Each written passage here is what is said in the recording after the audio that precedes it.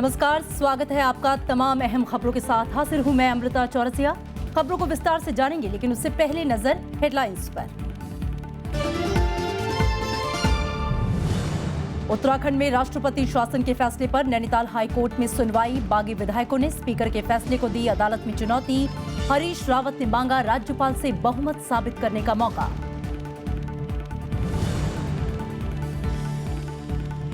NIA ने पाक जांच टीम को पेश किया सबूतों का ब्यौरा। कांग्रेस और आम आदमी पार्टी ने दौरे पर उठाए सवाल। पठानकोट एयरबेस का दौरा आज।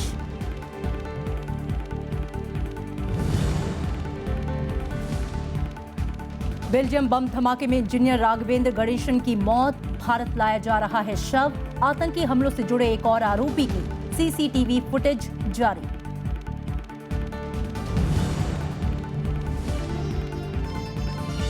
अमेरिका में चौथा परमाणु सुरक्षा सम्मेलन। 1 अप्रैल को परमाणु आतंकवाद से निपटने पर हो सकता है बड़ा ऐलान। प्रधानमंत्री नरेंद्र मोदी समेत दुनिया भर के नेता होंगे शामिल।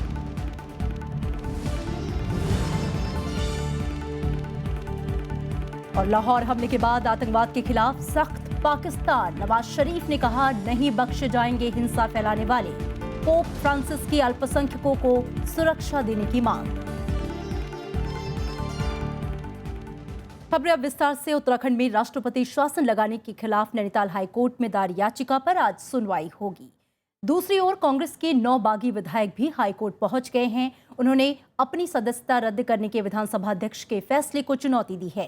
वहीं हरीश रावत ने कल विधायकों के साथ राज्यपाल से मिलकर बहुमत साबित करने का मौका देने की मांग की। कांग्रेस का आरोप है कि केंद्र सरकार असंवैधानिक तरीके से कांग्रेस की राज्य सरकारों को गिराने में जुटी है। उत्तराखंड में राष्ट्रपति शासन लगाए जाने के बाद कांग्रेस ने सोमवार को नैनीताल हाईकोर्ट में केंद्र सरकार के फैसले को चुनौती दी। याचिका में दलील दी गई कि राज्य में कोई संवैधानिक संकट की स्थिति नहीं है। कोर्ट मंगलवार को इस मामले में सुनवाई करेगी। कांग्रेस ने बीजेपी पर दूसरे राज्यों में उनकी सरकारों को गिराने की कोशिश का आरोप लगाया है। But the honorable court will start hearing the case again from tomorrow. हमने इसको अरुणाचल प्रदेश में देखा है, किस तरह भारतीय जनता पार्टी ने वहां क्या किया। हम फिर से दोहराते हैं कि उन्होंने उत्तराखंड में क्या किया। और ये बात नहीं, मणिपुर और हिमाचल प्रदेश में तमाम प्रयास इस सरकार के हिमाचल प्रदेश में रहे कि उस सरकार को भी गिराने की बात करेगी। उधर उत्तराखंड में देहरादून में शुक्रवार को पूर्व मुख्यमंत्री हरीश रावत ने 34 विधायकों के साथ राज्यपाल से मुलाकात की और उनसे विश्वास मत हासिल करने का मौका देने की अपील की। उन्होंने विधानसभा से विनियोग विधेयक को पारित होने का दावा भी किया। विधानसभा के फ्लोर पर बहुमत का फैसला हो जाता, लेकिन हमको और उत्तराखंड की विधानसभा को षड्यंत्रपूर्ण तरीके से उस बहुमत को सिद्ध करने के अवसर से वंचित किया गया है। ये हमारे सदन का अपमान है। राज्य में राष्ट्रपति शासन लग चुका है, लेकिन अभी विधानसभा भंग नहीं हुई है, इसलिए राज्य में नई सरकार बनने की गुंजाइश बाकी है। बीजेपी नई सरकार बनाने और चुनाव में जाने दोनों ही विकल्पों पर विचार कर रही है। मौका मिलेगा तो देखेंगे। उत्तराखंड की जनता चाहेगी कि सरकार बनानी चाहिए तो बनाएंगे। अगर जनता चाहेगी तो वोट करना चाहिए तो हम वोट में जाएंगे। बीजेपी ने राज्य में धारा 356 के इस्तेमाल को सही करार दिया है। Failed finance bill. It was a constitutional mandate. Otherwise, you cannot spend any money. And the bill is defeated on the floor of the House, and it is declared as if it has been passed. It's a fraud on the Constitution. And then there was horse trading. Horse trading was caught on camera, Chief Minister himself. And thirdly, there was a complete breakdown of Constitution. And surprisingly, the Speaker, in order to save the government, disqualifies the MLAs one day before the voting. 28 मार्च को उत्तराखंड की कांग्रेस सरकार को विश्वास मत हासिल करना था, लेकिन रविवार को ही केंद्र ने राज्य में राष्ट्रपति शासन लगा दिया। उत्तराखंड में राजनीतिक संकट उस वक्त शुरू हुआ जब 70 सदस्यों की विधानसभा में कांग्रेस के 36 में से 9 विधायक बागी हो गए थे। Bureau report, Rajya Sabha TV. 5 सदस्यीय पाकिस्तानी जांच टीम आज पठानकोट का दौरा करने वाली है, लेकिन इसे लेकर राजनीतिक बयानबाजी तेज हो गई है। कांग्रेस और आम आदमी पार्टी ने जांच दल के दौरे पर ही सवाल उठाए हैं, जबकि भारत सरकार ने यह साफ किया है कि पाक जांच टीम को एयरबेस के गैर संवेदनशील जगहों पर ही जाने की इजाजत होगी। और इसी बीच एनआईए प्रमुख ने यह कहा है कि पाकिस्तानी जांच दल का रवैया सहयोगात्मक है। पठानकोट हमले की जांच के लिए आज 5 सदस्यीय पाकिस्तानी संयुक्त जांच दल पठानकोट का दौरा करेगी। इससे पहले कल पाकिस्तानी जांच दल दिल्ली में एनआईए दफ्तर पहुंचा, जहां उन्होंने एनआईए प्रमुख समेत आतंकी हमले की जांच से जुड़े अधिकारियों से मुलाकात की। एनआईए ने जांच के दौरान इकट्ठा किए गए सबूतों का विस्तृत ब्यौरा पाकिस्तानी जांच टीम के सामने पेश किया। The exercise is aimed at providing evidence to Pakistan Joint Investigation Team so that all those guilty of the Pathankot attack could be prosecuted effectively in Pakistan. वहीं कांग्रेस और आम आदमी पार्टी ने पठानकोट हमले की जांच के लिए पाकिस्तानी संयुक्त जांच दल को अनुमति दिए जाने पर सवाल उठाए हैं। दिल्ली के मुख्यमंत्री अरविंद केजरीवाल ने ट्वीट कर कहा कि मोदी सरकार ने पाकिस्तान के सामने घुटने टेक दिए हैं, तो कांग्रेस का आरोप है कि इससे ये संदेश जाएगा कि भारत में आतंकवाद फैलाने में पाकिस्तान की कोई भूमिका नहीं है। पाकिस्तान में स्टेट और नॉन स्टेट एक्टर्स में कोई अंतर नहीं, तो क्या भारत सरकार और मोदी सरकार ने उग्रवाद के बारे और राष्ट्रीय सुरक्षा के बारे एक महत्वपूर्ण यू टर्न ले लिया है? और क्या अब उनका यह मानना है कि पाकिस्तान सरकार, पाकिस्तान की आर्मी, पाकिस्तान की आईएसआई, पाकिस्तान की इंटेलिजेंस एजेंसीज, उनका हमारे देश भारत में उग्रवाद फैलाने में कोई हाथ नहीं? भारत सरकार का कहना है कि पाकिस्तानी जांच दल को पठानकोट एयरबेस में जाने की इजाजत नहीं होगी। उसे हमले से संबंधित कुछ इलाकों में ही जाने दिया जाएगा। रक्षा मंत्री मनोहर पर्रिकर ने कहा है, पठानकोट एयरबेस में पाकिस्तानी जांच टीम को कहां तक जाने दिया जाएगा, ये फैसला एनआईए करेगी। If I do not permit them this crime investigation freedom, then the crime investigation failure tomorrow will be blamed on Defence Ministry. So we have isolated the area completely, barricaded. You can ask Shirish Dev who is here. Completely barricaded so that you can't see any inside thing. This area was the least sensitive and non-functional area almost. वहीं BJP ने भी कांग्रेस के आरोपों को बेबुनियाद बताया है। Bureau report, Rajya Sabha TV. Haryana cabinet ने कल जाट आरक्षण बिल को मंजूरी दे दी। इसे विधानसभा के बजट सत्र में पेश किए जाने की उम्मीद है। सत्र 31 मार्च तक चलना है। बिल में जाटों के अलावा जाट, सिख, रोर, बिश्नोई और त्यागी भी शामिल हैं। इसके लिए पिछड़ा वर्ग में नई श्रेणी बनाई गई है। इन जातियों को शिक्षा और तीसरी और चौथी श्रेणी की सरकारी नौकरियों में 10% आरक्षण देने की योजना है। वहीं पहली और दूसरी श्रेणी की नौकरियों में 6% आरक्षण मिलेगा। जाट समुदाय ने इसी सत्र में आरक्षण बिल पारित कराने की मांग की है और ऐसा नहीं होने पर 3 अप्रैल से आंदोलन शुरू करने की चेतावनी भी दी है।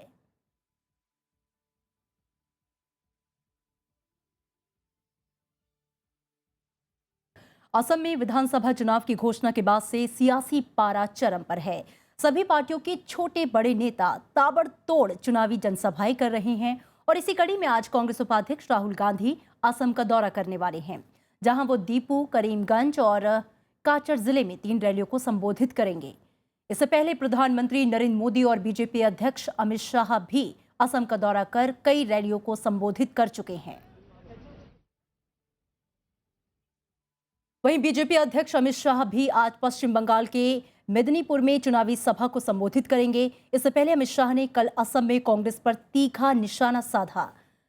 ढाकुआ कोना की रैली में उन्होंने कहा कि कांग्रेस सरकार बांग्लादेशी घुसपैठियों से निपटने में नाकाम रही है।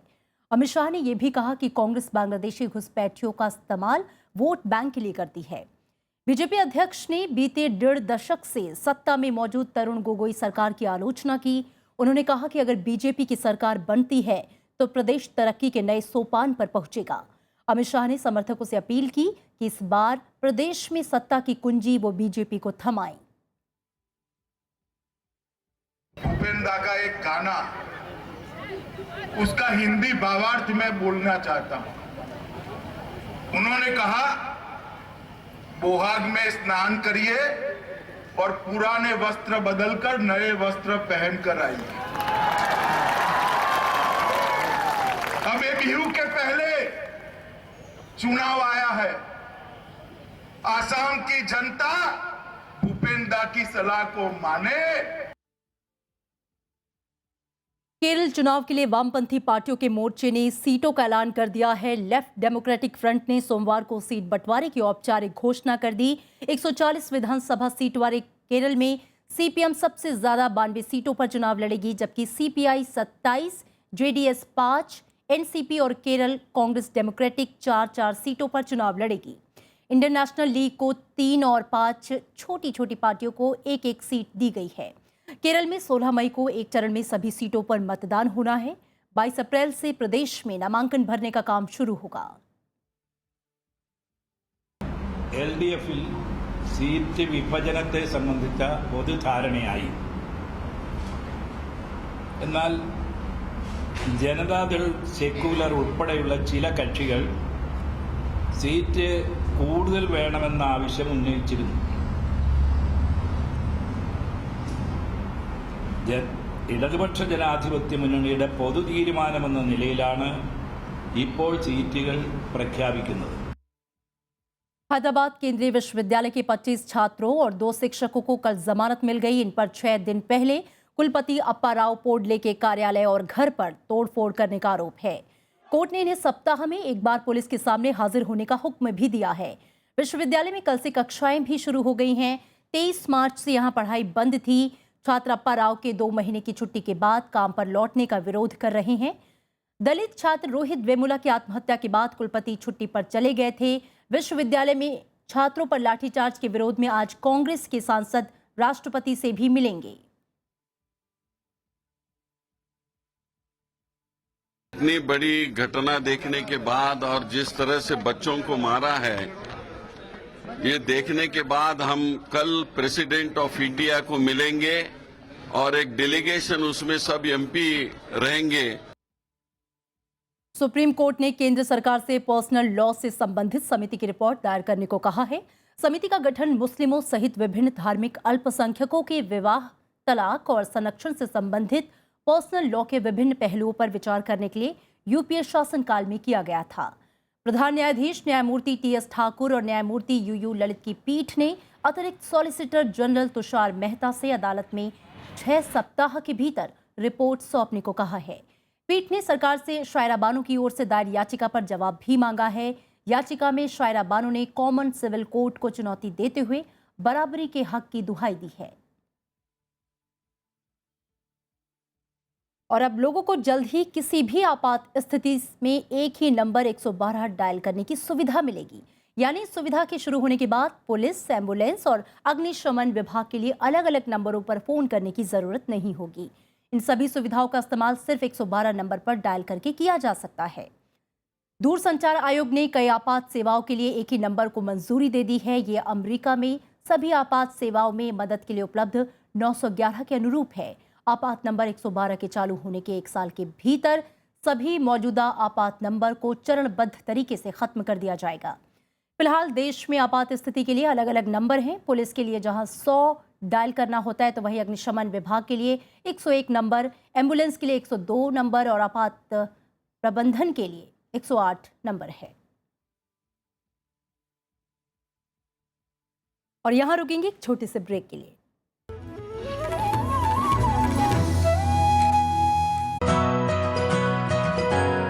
किताब। इस कार्यक्रम के हर एपिसोड में हम किसी महत्वपूर्ण किताब के बारे में उसके लेखक, संपादक या उस विषय के जानकार के साथ बातचीत करेंगे। India is a very verbal society. We like speaking. Bhagat Singh का संदेश 19 अक्टूबर 1929 का लाहौर जेल से पढ़ा गया।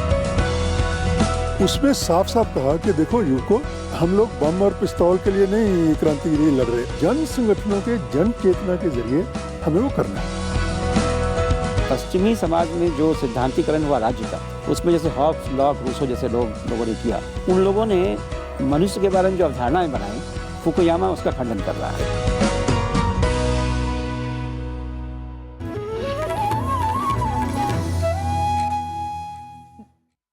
ब्रेक के बाद स्वागत है आपका।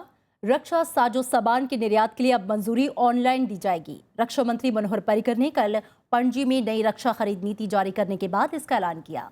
नई नीति में आयात पर निर्भरता कम करने और मेक इन इंडिया पर बल दिया गया है। नीति में पहली बार इंडियन डिजाइन, डेवलप्ड और मैन्युफैक्चर्ड कैटेगरी शामिल की गई है। इसका मकसद रक्षा उत्पादन में घरेलू कंपनियों को मदद करना है। रक्षा खरीद के लिए भेजा गया प्रस्ताव अब 12 महीने की जगह 6 महीने के लिए ही वैध होगा। वहीं प्रस्ताव के साथ निविदा भी भेजनी होगी। देश का अब तक का सबसे बड़ा डिफेंस एक्सपो सोमवार को गोवा में शुरू हुआ। पहले दिन छोटे हथियारों से लेकर तोप और लड़ाकू विमान का प्रदर्शन किया गया। पहली बार गोवा में हो रहे इस प्रदर्शन में हथियारों की लाइव डेमो और लड़ाकू विमानों की आसमानी ताकत देखने को मिली। सारंग हेलीकॉप्टर ने आसमान में करतब दिखाई। लड़ाकू विमानों के हैरत अंगेज कारनामों से दर्शक दांतों तले अंगुलियां दबाने को मजबूर हो गए। सेना की आर्म्ड फाइटिंग व्हीकल का लाइव डेमो दिखा। एक्सपो के दौरान देश में बने टैंक अर्जुन ने अपनी ताकत दिखाई। नौसेना के लिए बने लाइट कॉम्बैट एयरक्राफ्ट तेजस ने अपनी तेजी दिखाई। 4 दिनों तक चलने वाली इस प्रदर्शनी में 47 देशों की 1000 कंपनियां हिस्सा ले रही हैं।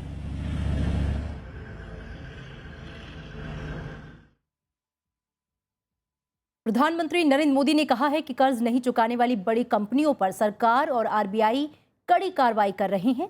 दिल्ली में इंडिया इकोनॉमिक फोरम में उन्होंने कल ये बात कही। प्रधानमंत्री ने कहा कि वैश्विक मंदी के बावजूद भारत की अर्थव्यवस्था चमक रही है और इसकी वजह कम महंगाई और विकास की ऊंची दर है। प्रधानमंत्री के मुताबिक देश में विदेशी निवेश बढ़ रहा है और मेक इन इंडिया में निवेशकों की रुचि का ये सबसे बड़ा सबूत है। The government and Reserve Bank have taken tough action to recover dues from large corporate defaulters. Perhaps प्रधानमंत्री नरेंद्र मोदी आज बेल्जियम की राजधानी ब्रसेल्स के लिए रवाना होंगे। इस दौरान वो भारत यूरोपीय संघ शिखर बैठक में शामिल होंगे।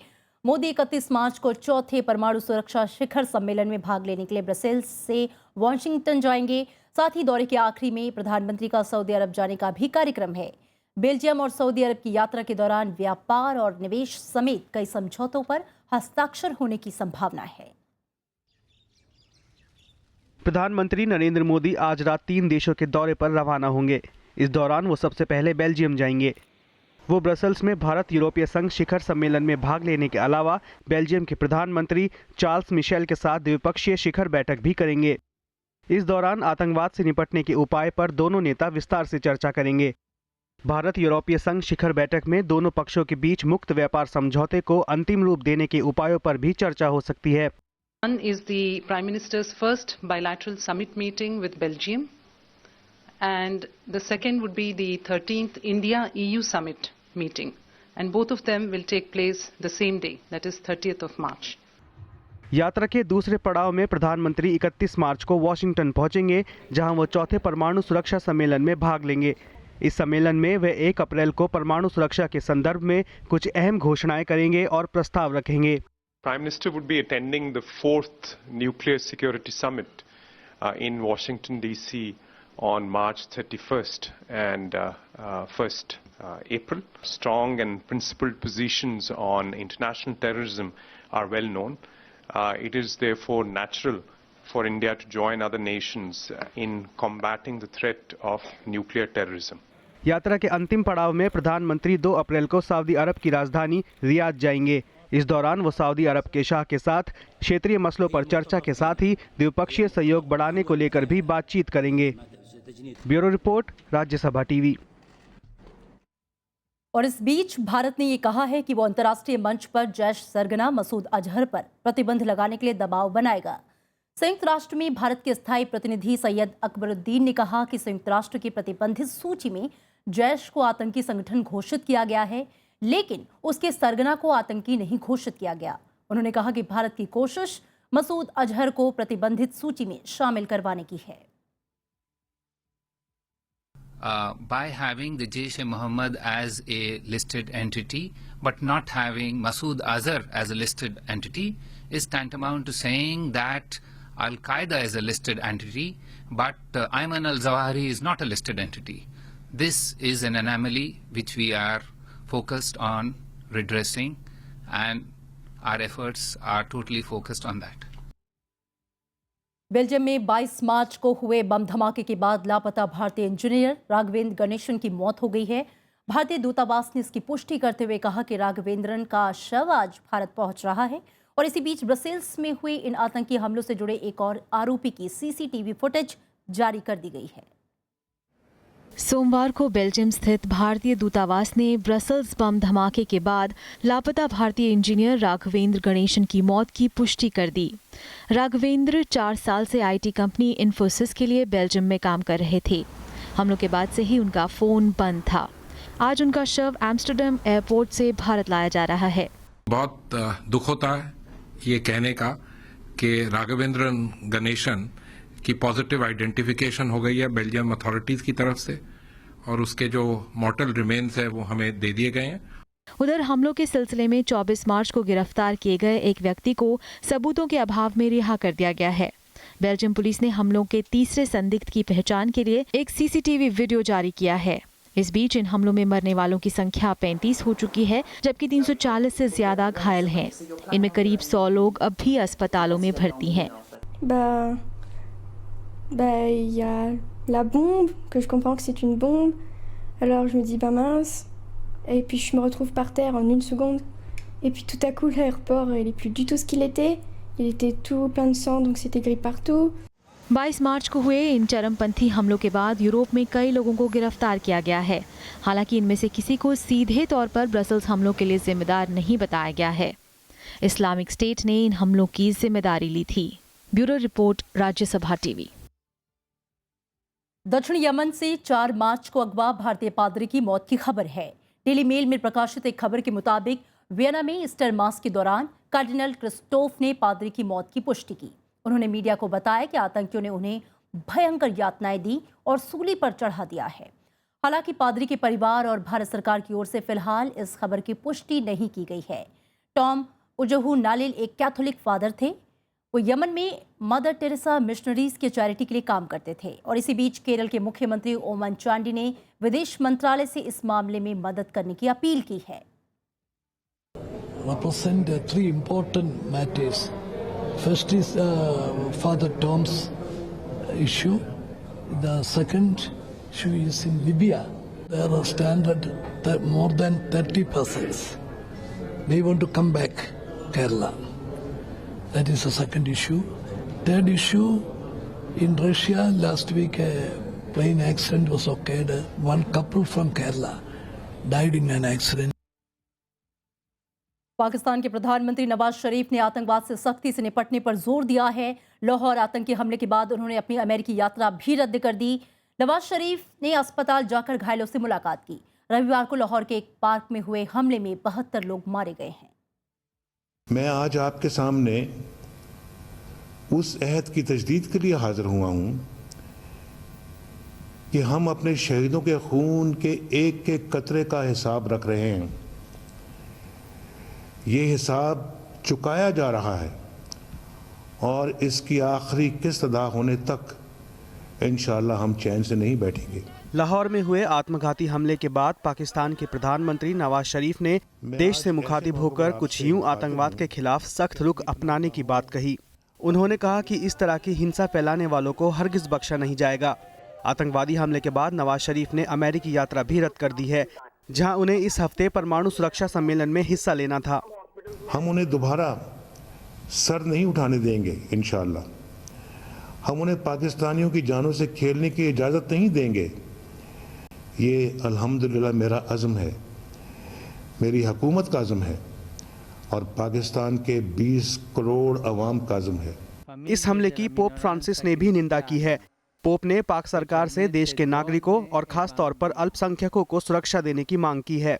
Faccio appello alle autorità civili e a tutte le componenti sociali di quella nazione perché compiano ogni sforzo per ridare sicurezza e serenità alla popolazione e in particolare alle minoranze religiose più vulnerabili. रविवार को लाहौर में एक park में हुए हमले में 72 लोगों की मौत हो गई, जिनमें ज्यादातर बच्चे और महिलाएं शामिल हैं। हमले में 300 से ज्यादा लोग घायल भी हुए। आतंकी संगठन जमातुल अहरार ने हमले की जिम्मेदारी ली है। Bureau report, Rajya Sabha TV. America ने तुर्की में रह रहे करीब 27 लाख शरणार्थियों के लिए सहायता राशि बढ़ाने का ऐलान किया है। अमेरिकी विदेश मंत्री जॉन केरी ने सोमवार को $2 करोड़ की अतिरिक्त सहायता राशि देने की घोषणा की। इससे पहले अमेरिका तुर्की को $500 करोड़ की सहायता दे चुका है। इसके अलावा यूरोपीय संघ ने भी सीरियाई शरणार्थियों के लिए 600 करोड़ यूरो की सहायता राशि देने की रजामंदी जताई है। And Turkey is host to 2.7 million refugees who have flown out of Syria and the surrounding area seeking a better life. That's an enormous cost. And we respect the fact that Turkey is trying to manage the lives of these refugees. We've committed today an additional $20 million. Utpal Dutt भारतीय cinema के ऐसे अभिनेता जिन्होंने हिंदी और बांग्ला फिल्मों में अपने अभिनय की अमिट छाप छोड़ी। उत्पल दत्त ने लगभग हर किरदार को निभाया। आज उत्पल दत्त की जयंती है। सिनेमा के पर्दे पर कभी पिता तो कभी चाचा, कभी डॉक्टर तो कहीं सेठ का किरदार निभाया। 1979 की सुपरहिट फिल्म गोलमाल में उनके द्वारा निभाया गया भवानी शंकर का शानदार हास्य अभिनय आज भी याद किया जाता है। जिन्हें मूंछों से लगाव था, उत्पल दत्त को एक हास्य अभिनेता के रूप में हमेशा याद किया जाएगा। Yes, come here. Yes, sir. हाँ, वो लड़की का क्या नाम है? अजी वो तो आप don't tell me. I know, वो तो मेरी बेटी है। एक हाथ में छुरा, दूसरे में पिस्तौल। पिस्तौल? और क्या? सीधे आकर छुरा मेरे पेट पर और पिस्तौल मेरे सर पर रख दिया। आलू का पराठा क्यों बेटा? मैं तुम्हें कलकत्ते का राज भोग खिलाऊंगा, दिल्ली का सोन हलवा, मथुरा का पेड़ा। शादी? ये बुढ़ा तो बड़ा डेंजरस है। बेटी छोड़ दी उसने। अभी चलता हूँ। और चलते चलते नजर हेडलाइंस पर। उत्तराखंड में राष्ट्रपति शासन के फैसले पर नैनीताल हाई कोर्ट में सुनवाई। बागी विधायकों ने स्पीकर के फैसले को दी अदालत में चुनौती। हरीश रावत ने मांगा राज्यपाल से बहुमत साबित करने का मौका। एनआईए ने पाक जांच टीम को पेश किया सबूतों का ब्यौरा। कांग्रेस और आम आदमी पार्टी ने दौरे पर उठाए सवाल। पठानकोट एयरबेस का दौरा आज।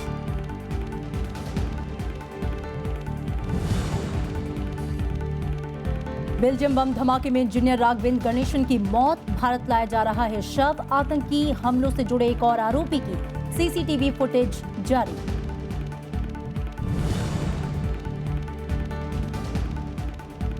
अमेरिका में चौथा परमाणु सुरक्षा सम्मेलन 1 अप्रैल को परमाणु आतंकवाद से निपटने पर हो सकता है बड़ा ऐलान। प्रधानमंत्री नरेंद्र मोदी समेत दुनिया भर के नेता होंगे शामिल। और लाहौर हमले के बाद आतंकवाद के खिलाफ सख्त पाकिस्तान। नवाज शरीफ ने कहा नहीं बख्शे जाएंगे हिंसा फैलाने वाले। पोप फ्रांसिस के अल्पसंख्यकों को सुरक्षा देने की मांग।